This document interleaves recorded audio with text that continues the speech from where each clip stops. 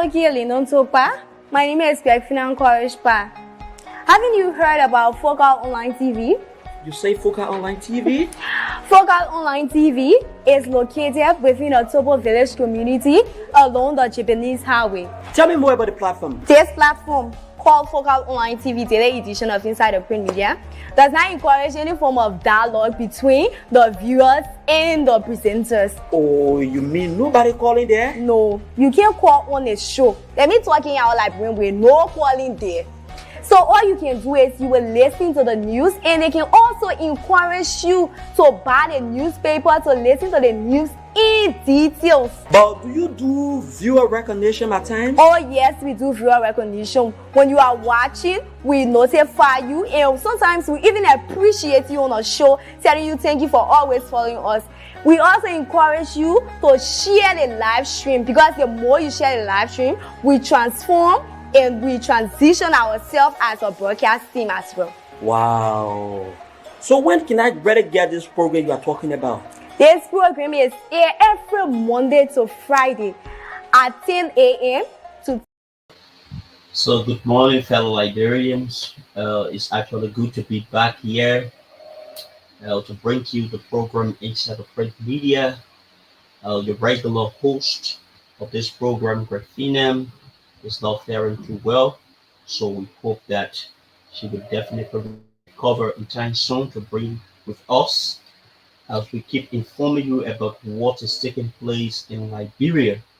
So for today, we have full newspaper in our possession. We have the New Dawn newspaper, we have the Daily Observer newspaper, we have the Front Page African newspaper, and lastly, we have the Hot Pepper newspaper. So keep sharing this live video, keep sharing this live video. So let's go over to the New Dawn newspaper. Nimbadian descent on Vice President Jeremiah Kuhn. Nimbadian descent on Vice President Jeremiah Kuhn. Liberia Vice President Jeremiah Kuhn faces criticism from Kisman for unfulfilled campaign promises. That is one of the headlines from the New Dawn newspaper. Nimbadian descent on VP Jeremiah Kuhn. Let's give you the content. Vice President Jeremiah Kuhn has been criticized by the people of Nimba for allegedly abandoning several projects in the county while he served in the legislature. Disappointing citizen told reporter Kuhn, first in the House and then in the Senate, he spent 3 years before becoming vice president.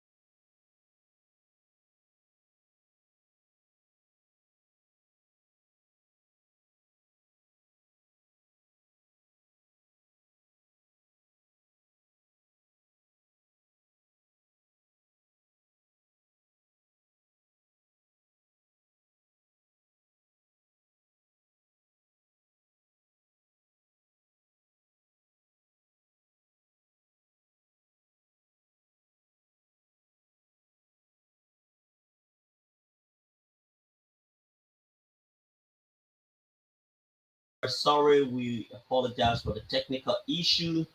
So our technician is helping out in the backstage to ensure that we complete this broadcast. So let's go over to another headlines from the New Dawn newspaper. Central applauds FIA boss suspension. Central applaud FIA boss suspension.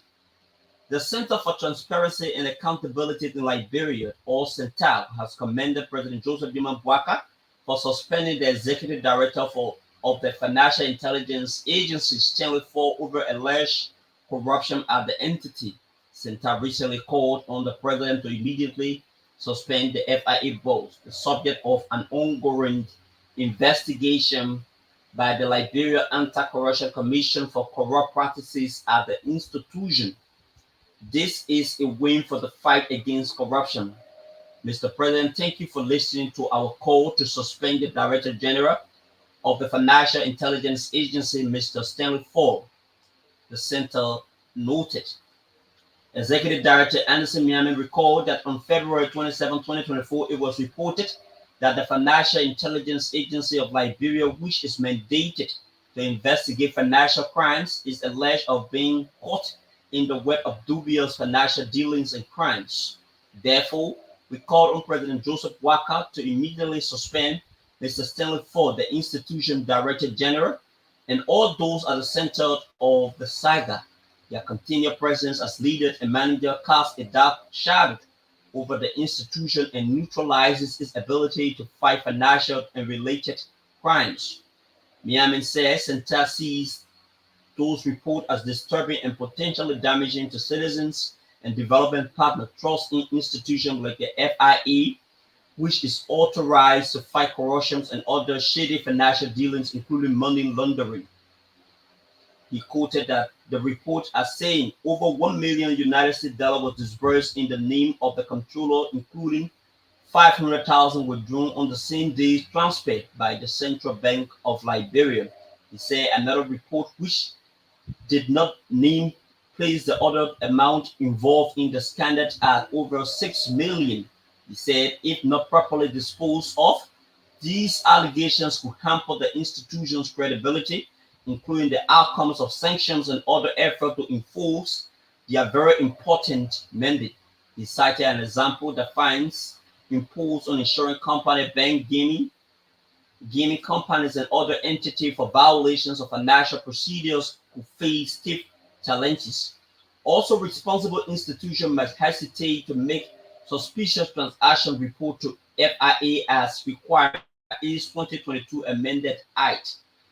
We note multiple occasions during which FIA sanctioned individuals and institutions accused and investigated for alleged dubious financial dealings and money laundering, similar to which the current leadership is accused of. Miami recalled that in 2021, while granting a motion filed by FIA, the presiding judge of the criminal court C ordered the proceeds of over 230,000 confiscated and transferred to the general revenue account of Liberia. He said the company of the center of the saga, Coleman Investment Limited Liability Company, and its corporate owners were investigated by FIA for alleged wire fraud and money laundering. The FIA, which has a mandate to fight such crime, cannot be at the center of similar and even more egregious incidents. It does need timely and appropriate actions from the country's leadership.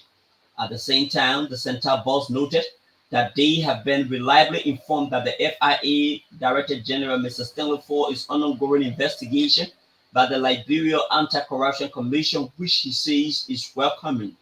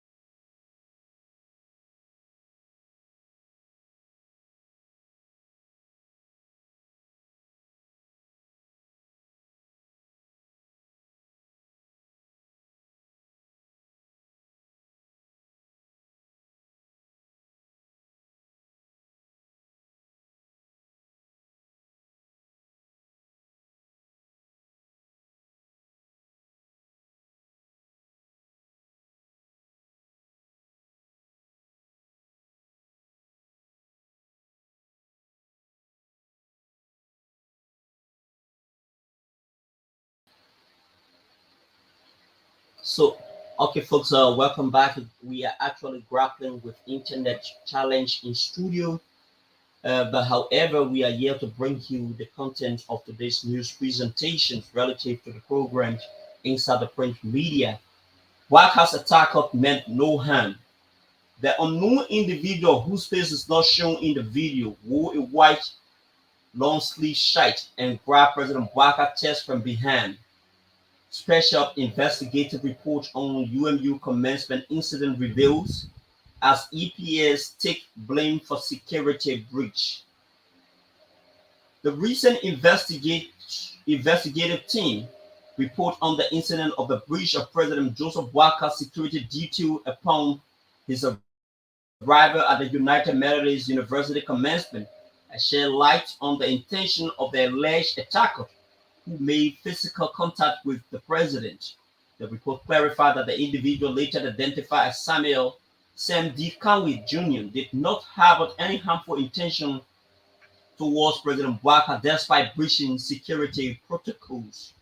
The SIT in its report presented to the president over the weekend added that despite his sneaky move to get to the president, he did not go there with an ulterior or sinister motive. He did not intend to harm the president despite his suspicious penetrations of the presidential security and his physical torsion of the president. The SRT said in its report that was presented to President Walker over the weekend.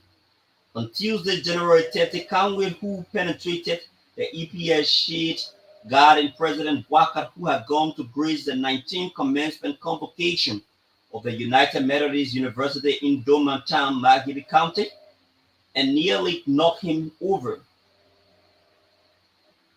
The embarrassing security breach rendered the president completely exposed to danger, an incident that led to the public bashing of the EPS for its carelessness. The incident captured on video and widely circulated on social media, mainstream media, raised valid concern about the effectiveness of the security measure for the country's leader, who had barely been in office for a month by then. It raised concerns among Liberians who have questioned the efficacy of security measures for the country's leader. The SRT recommended charging Conway for specific violation of the penal law of Liberia while also pointing out lapses in the security procedure of the Executive Protection Services EPS. The team recommended that Conway be charged in violation of Section 14.22, offensive torsion, and 14.23, reckless and endangerment of another person of the penal law of Liberia. It is with no secret that the incident had impugned the reliability of the state security, particularly the EPS. Moreover, the report indicated that the failure of the EPS agent to ensure proper security to avoid such an invasion is a violation of the EPS duty manual and the standard operating procedure governing the service. The report further recommended administrative action against the EPS agent assigned and the continuation of in-service training of ensured enhanced operational capacity and readiness to always provide advanced security service. In response to the report, EPS Director Sam Gay assumed full responsibility and pledged to implement enhanced security measures to prevent future breaches. The SIT comprehensive investigations involve collaboration with the Liberian National Police, Armed Forces of Liberia, EPS to ensure a thorough assessment of the incident. President Walker expressed appreciation for the report, which includes actionable recommendations to prevent similar incidents in the future. He committed to reviewing the report and considering its recommendation moving forward. With this being said, this is how we move to another headlines on the Daily Observer newspaper. Supreme Court descends on gracious ride. Supreme Court descends on gracious ride. Gives Texas a 5-day ultimatum to provide bold resolution. Supreme Court descends on gracious ride. Gives Texas company a 5-day ultimatum to provide bold resolution. The Supreme Court has issued a 5-day ultimatum to Gracious Ride Transport Service to provide evidence of ownership and made a case involving seizure of the company's vehicle by President Bouaka Asset Recovery Task Force. The company's vehicles, predominantly taxi, were recently seized by President Bouaka's Asset Recovery Task Force on ground that they were acquired through fraudulent means by a former top government official. However, the company's manager, Francis T. Blaman, argued that the task force is in error over the ownership of the vehicle as he is the actual owner of the company. He therefore filed for a writ of prohibition to prevent the tax force from confiscating the taxes claiming ownership. The request was partly accepted by Associate Justice Jusu Kabak, currently presiding in chambers of the Supreme Court, who imposed a temporary suspension on the working of the tax force and subsequently instructed return of all vehicles seized during its operation until the conclusion of Monday's conference. During a closed-door conference convened by the High Court on Monday, April 1, it was revealed that Blaman lacked the necessary authorization from a board resolution or legal standing to initiate the lawsuit on behalf of the companies. The court noted that the lawsuit was solely based on Blaman's authority as a manager without proper documentation empowering him to act on behalf of the company. While perusing the complaint, it was realized that Blaman, in his capacity as manager of the plaintiff company, authorized himself to sign, verify, and file the present suit, the court said. Apart from the letter of authorization, the plaintiff company had not filed on records any board resolution authorizing Blaman to sign, verify, and institute the present suit. The plaintiff has also not filed no record in its memorandum article to show that Blaman has been vested with the power or been given a general power of attorney on behalf of the company to sign, verify, and institute the suit on behalf of the company. The present suit, therefore, has been filed merely on the strength of Blaman, who has no legal standing to do so. He is only a manager, and he alone has no power except such as may be delegated to him by the board of directors or given him by the articles of association of a company, is source quoted Kabak. In the case at hand, Kabak observed that the complaint for the writ was filed by one of the managers, as already stated by Blaman, who had initially complained to the Supreme Court that the subject vehicles were illegally seized by task force and without any resolution of the companies or any authorization from the board of directors. This was after Gracious Rider, Texas manager Francis T. Blaman prayed for the High Court to call the task force to order by stopping its seizures action against the company's vehicle. The taxi company, according to members of the task force, is owned by former President George Weah, Chief of Protocol Fender Bundle. Blaman, through his legal team, told the court that the vehicles were illegally seized by the task force on ground that they were acquired through fraudulent means by a top government official whom the task force is mistaken to be the owner, though he owns the vehicle. Besides, the task force was subsequently ordered to release all of the vehicles seized during its recent operation to the owners pending yesterday conference. Fighting corruption and recovering stolen state assets and property were some of the Bouaka's key 2023 campaign promises. On March 5, he issued an executive order establishing the Office of Asset Recovery. This was followed by the announcement of a task force to crack down on corruption and try to retrieve stolen funds. The Asset Recovery and Property Retrieval Core Team is mandated to ensure processes leading to the location, recovery, and retrieval through criminal prosecution and civil litigation of public resources and property that have been illegally acquired or converted to private use by officials of past administration. In the executive order, Bouaka said it is paramount that public assets that were illegally obtained and converted into private use as retrieved and returned to the Liberian people, and the perpetrators are brought to justice in accordance with the appropriate laws and provide for confiscation through criminal investigation and legal prosecution. Meanwhile, the case between the task force and Gracious Rider underscored the importance of validation, representation, and authorization when initiated legal action as the legal proceeding continued. Clarifications regarding ownership and authorizations within Glacier Rail Transport Service will likely be crucial in resolving the dispute. With this being said, this is how we move over to front page African newspaper. New DEA chief A.B. Croman blames John Security for spike in drugs input at Liberia's border, threatening to withdraw DEA officers. New DEA chief A.B. Croman Security for spike in drug input at Liberia borders, threatening to withdraw DEA officers. In a startling revelation, Abraham Croman, the head of the Liberia Drug Enforcement Agency, has accused the John Security at the country's border of facilitating an alarming increase of drug importation. Croman expressed his frustration at a lackluster effort to curb drug smuggling, stated that he will withdraw all LDA officers assigned to various border checkpoints. The influx is hard in our country because nobody is checking. The things can be covered in the truck. All you do is just to go and pay your $100 and pass. We cannot continue to allow this John Security to compromise our national security. We need to take the immediate action to clamp down on drug smuggling, Croman said. According to Croman, the tax LDA officers have failed exercise due to diligence while inspecting vehicle entering and leaving Liberia, particularly during nighttime operation.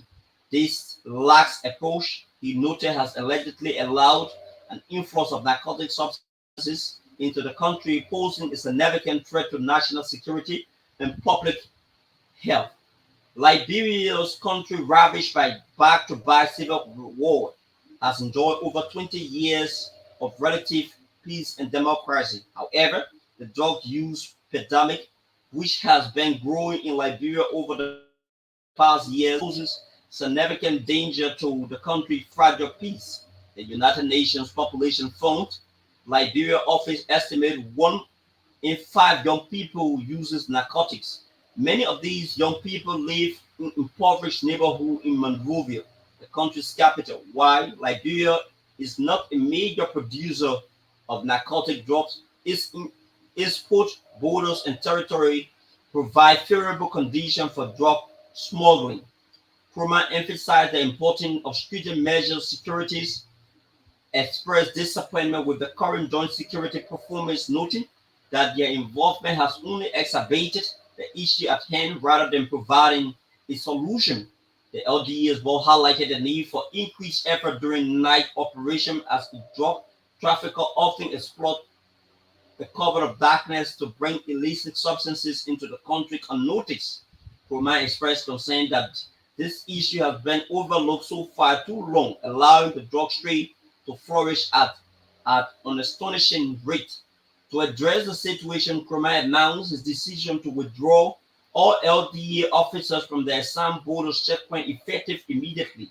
He believed that this bold move could demonstrate the gravity of the situation and its repercussion if not addressed promptly. However, critics argue that this decision could lead to security vacuum at the borders without immediate contingency plan.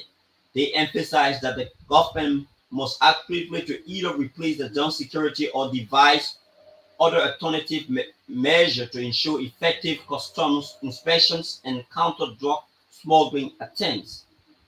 Withdrawing the LDA could be a long-term solution, Mr. Croman said. The social media user identified as Stephen Gayflow instantly responding to Croman during the live interview.